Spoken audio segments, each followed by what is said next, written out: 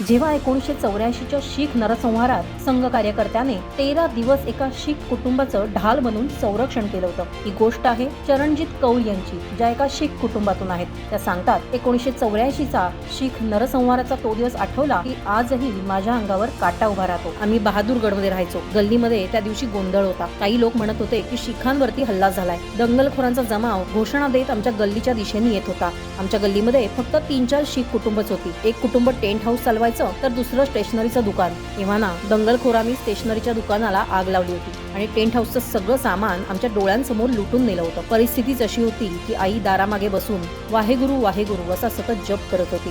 सगळीकडे फक्त दंगलखोरांचा उन्माद चालू होता. पण त्याच दरम्यान देवदूतांसारखी काही लोक हातात दंड घेऊन शीखांची मदत करत होते, ज्यांना पाहून वडिलांनी सुटकेचा निश्वास सोडला. राष्ट्रीय स्वयंसेवक संघाचे स्वयंसेवक ईश्वरदास इलाहाबादी आमच्याकडे आले आणि म्हणाले, परिस्थिती खराब आहे, तुम्ही आमच्या घरी चला. रात्री सुमारे 3 वाजता आम्ही अंगावर मोठं ब्लँकेट पांघरून ईश्वरजींसोबत त्यांच्या घरी पोहोचलो, जिथे आम्ही जवळजवळ 13 दिवस राहिलो. या काळात त्यांनी आम्हाला फक्त आपल्या घरात आसरा दिला असं नाही, तर आमच्या घराचंही त्यांनी रक्षण केलं. त्या कठीण काळात त्यांनी आमची जी मदत केली ती आम्ही कधीच विसरू शकत नाही. त्या काळच्या काँग्रेस सरकारमधली माणुसकी तर कधीच मेली होती, जिथे एका बाजूला कधीही भरून न येणाऱ्या आमच्या जखमांवर मीठ चोळत तुटपुंजी नुकसान भरपाई दिली जात होती, तर दुसरीकडे राष्ट्रीय स्वयंसेवक संघाशी जोडलेले लोक शीखांसाठी स्वतःचा जीव धोक्यात घालत होते.